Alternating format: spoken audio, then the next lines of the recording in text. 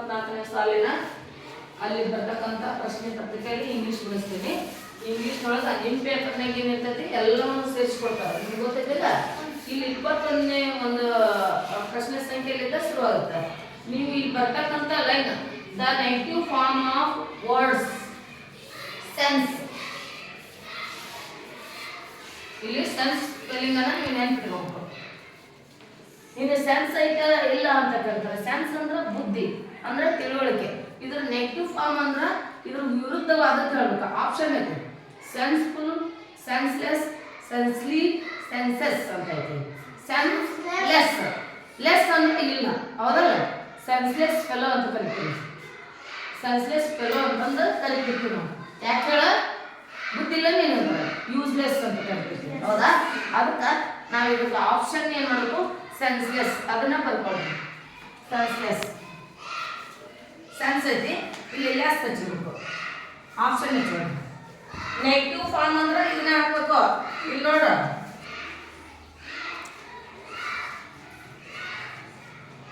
ತಿಳ್ಕೊಳ್ಳಿ. ಒಂದು ಸೆಂಟೆನ್ಸ್ನಾಗ negative form ಮಾಡ್ರಿ ಅಂದ್ರ ಇದನ್ನ ಸೆನ್ಸ್ಲೆಸ್, ಸೆನ್ಸ್ಲೆಸ್ ಅಂತ ಹಾಕ್ಬೇಕು. ಬಗನ ಗುಡ್ ಅಂತ ಬಂದ್ರೆ ಬ್ಯಾಡ್. ಬಟ್ ಇದಕ್ಕೆ ಅಪೋಸಿಟ್ ವರ್ಡ್ಸ್ ಅದಕ್ಕೆ ಮ್ಯಾಚ್ ಅನ್ನೋದು ಹೇಳೋದಿಲ್ಲ ಅವರು. ನೆಗೆಟಿವ್ ಬಂದ್ರೆ ಅದ, ಪಾಸಿಟಿವ್ ಬಂದಾಗ ನೀನು ಏನ್ ಮಾಡ್ಬೇಕು ಅದನ್ನ ಹೇಳ್ತಾ ಇರ್ಬೇಕು. ಗೊತ್ತಾಗ? ಸೆನ್ಸ್ ಅಂದ್ರೆ ಬುದ್ಧಿ, ಲೆಸ್ ಅಂದ್ರೆ ಇಲ್ಲ, ಸೆನ್ಸ್ಲೆಸ್. ಇನ್ನು ಎರಡನೇದು ಹೋಗೋಣ. Hanumanthappa patted the sheep gently on this back, it's back. Gently, gently ಅಂದ್ರೆ ನಿಧಾನವಾಗಿ, ಸ್ಮೂತ್ ಆಗಿ ಮುಟ್ಟಿರತ್ತ. ಗಡಿ ಬಿಡಿ ಮಾಡಿ. ಈ ಸಣ್ಣ ಮಕ್ಳು ಅದಾವ, ಹಿಂಗ್ ಮುಟ್ತೀವನ? ಸಣ್ಣ ಮಕ್ಳು ಹಿಂಗ ಮಾಡ್ತೀವಿ, ಇದಕ್ಕೆ ಜೆಂಟ್ಲಿ ಅಂತಾರೆ. ಏನಂತ? ಅಂದ್ರ ಇಲ್ಲಿ ಹನುಮಂತಪ್ಪ ಪ್ಯಾಟೆಡ್, ಪ್ಯಾಟೆಡ್ ಅಂದ್ರ ಮುಟ್ಟಿದ, ಮುಟ್ಟಿದ. ಹನುಮಂತಪ್ಪ ಪ್ಯಾಟೆಡ್ ಸೀಪ್, ಸೀಪ್ ಅಂದ್ರೆ ಕುರಿ.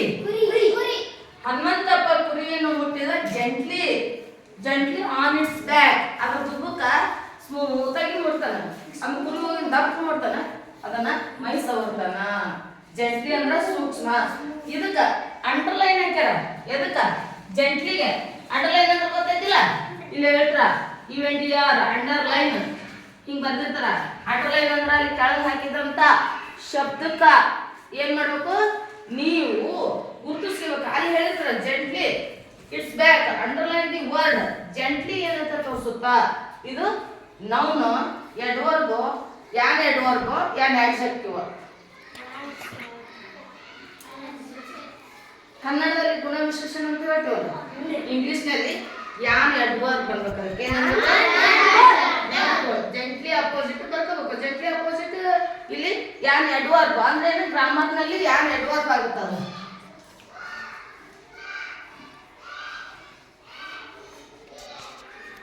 ಯಾನ್ ಎಡ್ವರ್ಗ್, ಯಾನ್ ಎಡ್ವರ್ಗ್. ಇದು ಇಂಗ್ಲಿಷ್ ಬರುತ್ತೆ. Noun, ಪ್ರನೌನು, verb, adverb, interjection, preposition, conjunction ಅಂತ ಬರ್ತೈತಿ. ಅದನ್ನೇ ಹೇಳ್ಕೊಟ್ಟಿಲ್ಲ ನಿಮ್ಗೆ. ಕನ್ನಡದಲ್ಲಿಯ ಗುಣ ವಿಶೇಷಣವನ್ನು ತಿಳಿಸ್ತಕ್ಕಂಥದ್ದು ಯಾನ್ ಎಡ್ವರ್ಬ್. ಜೆಂಟ್ಲಿ ಅಂದ್ರೆ ಅಲ್ಲಿ ಅದನ್ನ ಸೆಂಟೆನ್ಸ್ ಅನ್ನು ಹೈಲೈಟ್ ಮಾಡ್ತದೆ. ಹನುಮಂತಪ್ಪ ಕುರಿಯನ್ನು ಸ್ಮೂತ್ ಆಗಿ ಮುಟ್ಟಿದ. Hanumanthappa patted the sheep gently on its back.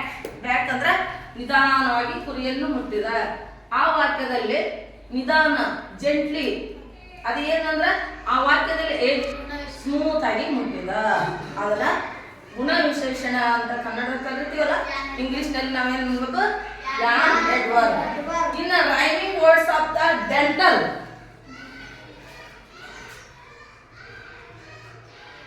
Dental ಅಂದ್ರೇನು? ಹಲ್ಲಿನ ಡಾಕ್ಟರ್ ಅಂತೀವಿ ನಾವು. ರೈಮಿಂಗ್ ವರ್ಡ್ಸ್ ಅಂದ್ರ ಇಲ್ಲಿ 3 ಇರ್ತಕ್ಕಂಥ ವರ್ಡ್ಸ್ ನೀವು ಇನ್ನೊಂದು ಶಬ್ದ ಹೇಳಿದಾಗ ಆ 3 ವರ್ಡ್ಸ್ ಬರ್ತಕ್ಕಂಥ ಅಕ್ಷರಗಳನ್ನು ಹೇಳ್ಬೇಕು. ಇಲ್ಲಿ ಹೇಳ್ತಾನೆ petal, mental, settle, mental. Dental, dental, mental. TAL ಬರ್ಬೇಕಲ್ಲಿ, ಪ್ಯಾಟಲ್ ಬರ್ಬಾರ್ದು. ಡೆಂಟಲ್ ಇಲ್ಲೇನೆ NTAL ಬರ್ಬೇಕು. ಇಲ್ಲಿ 4 ಅಕ್ಷರ ಅದಾವಲ್ಲ, ಇನ್ನೊಂದು ಶಬ್ದ ಹುಡುಕಿ ಕೂಡಿದಾಗ NTAL ಬರಬೇಕು. ಗೊತ್ತಾಯ್ತಲ್ಲ? ಅದಕ್ಕೆ ನಾವೇನ್ ಮಾಡಬೇಕು? ಮೆಂಟಲ್. MENTAL mental. ಇದು ಏನಂತಿದು? Rhyming words. ಇದಕ್ಕೇನಂತ ಕರಿತೀವಿ ನಾವು? Rhyming words. ರೈಮಿಂಗ್ ವರ್ಡ್ಸ್ ಅಂದ್ರ ಕೊನೆಯ ಶಬ್ದದ 4 ಅಕ್ಷರಗಳು ಕೊಟ್ಟಂತ ಶಬ್ದದಲ್ಲಿ ಕೊನೆಯ 4 ಅಕ್ಷರ ಸೇಮ್ ಸೌಂಡ್ ಕೊಡ್ಬೇಕು. ಇದು ಡೆಂಟಲ್ ಮೆಂಟಲ್. ಡೆಂಟಲ್ ಮೆಂಟಲ್ 4 ಅಕ್ಷರ ಸೇಮ್ ಬಂದಿಲ್ಲ. ಏನು ಹೇಳು? ಕನ್ನಡದಲ್ಲಿ ಪ್ರಾಸ ಪದಗಳು ಅಂತ ಕರಿತೀವಲ್ಲ. ಇದರ ರೈಮಿಂಗ್ ವರ್ಡ್ಸ್ ಹುಡುಕ್ರಿ ಅಂತ ಇದನ್ನ ಕೊಟ್ಟಿರಲ್ಲ. ಡೆಂಟಲ್ ಮೆಂಟಲ್ ಕೊಟ್ಟಿರಲ್ಲ, ಅವರು ಬೇರೆ ಶಬ್ದ ಕೊಡ್ತಾರ. ಅವಾಗ ನೀವೇನ್ ಮಾಡಬೇಕು? ಓಹೋ, ರೈಮಿಂಗ್ ವರ್ಡ್ಸ್ ಅಂದ್ರ ಕೊನೆಯ 3 ಅಕ್ಷರ ಅಥವಾ 4 ಅಕ್ಷರ ಸೇಮ್ ಸೌಂಡ್ ಬರ್ಬೇಕಲ್ಲ, ಅಂತವ್ ನಾವು ಹುಡುಕ್ಬೇಕಲ್ಲ ನಿಮ್ ತಲೆ ಬಿಡ್ಬೇಕು. ಇಲ್ಲಿ ಡೆಂಟಲ್ ಕೊಟ್ರ ಓಕೆ, ಇನ್ನು ಬೇರೆ ಏನೋ ಕೊಡ್ಬೋದು, ಅಲ್ಲಿ ನೀವು ಹುಡುಕ್ಬೇಕು ರೈಮಿಂಗ್ ವರ್ಡ್ಸ್ ಅಂದಲ್ಲ. ಇನ್ನು ನೆಗೆಟಿವ್ ಫಾರ್ಮ್ ಅಂದಲ್ಲ, ನೆಗೆಟಿವ್ ಫಾರ್ಮ್ ಅಂದಲ್ಲಿ ಏನ್ ಮಾಡಬೇಕು? ಅಪೋಸಿಟ್. ಇನ್ನೊಂದು ಅಪೋಸಿಟ್ ಅಂತ ಬರ್ತಲ್ಲ, ಅಪೋಸಿಟ್ ಅಂತ ಬಂದಲ್ಲ ಅದು ವಿರುದ್ಧ ಪದ. ಅದು ಬೇಡವಾದದ್ದನ್ನು ನೀವು ಹೇಳ್ಬೇಕು. ಇಂಥ ಆಪ್ಷನ್ ಬೇರೆ ಬೇರೆ ಇರ್ತಾವ, ನೋಡ್ಕೊಳ್ಳೋದು. ಇನ್ನು ನೆಕ್ಸ್ಟ್, ಈಗ ರೈಮಿಂಗ್ ವರ್ಡ್ಸ್ ಅಂದ್ರೆ ಏನು ಗೊತ್ತಾತ? ಇನ್ನ ಗುಂಪಿಗೆ ಸೇರಿದ ಪದಗಳನ್ನು ಇಲ್ಲಿ ಗ್ರೇಟ್ಫುಲ್, ಥ್ಯಾಂಕ್ಫುಲ್, ಥ್ಯಾಂಕ್ಲೆಸ್, ಥ್ಯಾಂಕ್ಫುಲ್, ಇನ್ಡೆಬಿಟೆಡ್ ಅಂತ ಹೇಳ್ತೀವಿ. ಇಲ್ಲಿ ಗ್ರೇಟ್ಫುಲ್ ಅಂದ್ರ ಒಳ್ಳೇದು ಭಾಳ. ಥ್ಯಾಂಕ್ಲೆಸ್ ಅಂದ್ರ ನೀವು ಮಾಡಿದ ಉಪಕಾರಕ್ಕೆ ನಾ ಹೆಂಗ್ ಹೇಳೋಲ್ಲ ಹೋಗೋದಿರೋದು. ನಾ ಈಗ ಏನೋ ನಿಮ್ಗೆ ಒಂದು ಹೆಲ್ಪ್ ಮಾಡಿರ್ತೀನಿ, ಪಾಠ ಮಾಡ್ತೇನೆ, ಥ್ಯಾಂಕ್ಫುಲ್ ಟೀಚರ್ ಅಂತ ಹೇಳ್ಬೋದು ನೀವು.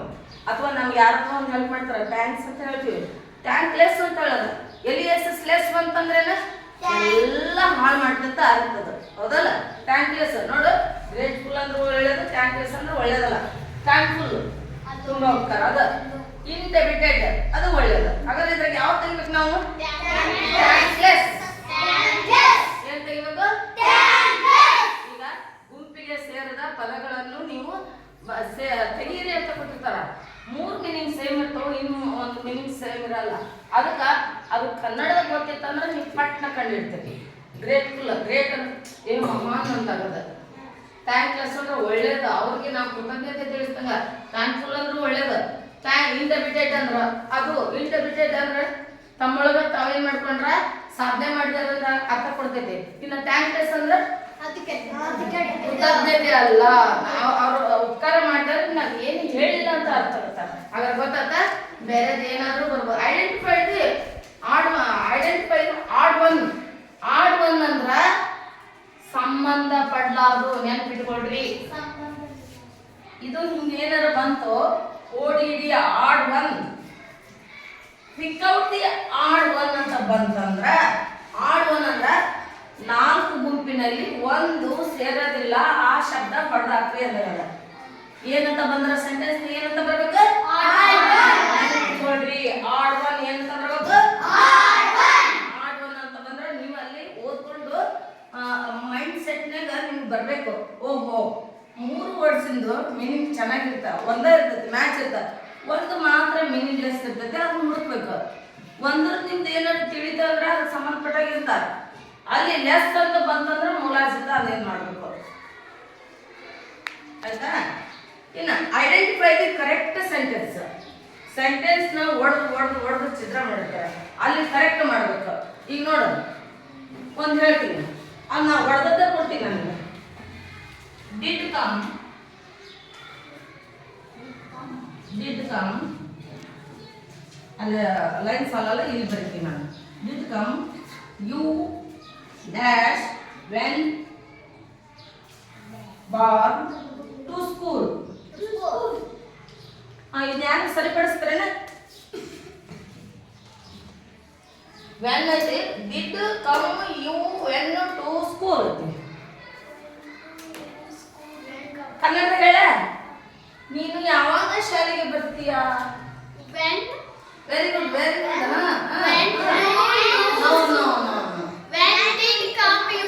ಇನ್ನೊಂಚೂರು ಕರೆಕ್ಷನ್ ಮಾಡ್ಬೇಕು, ಇನ್ನೊಂಚೂರು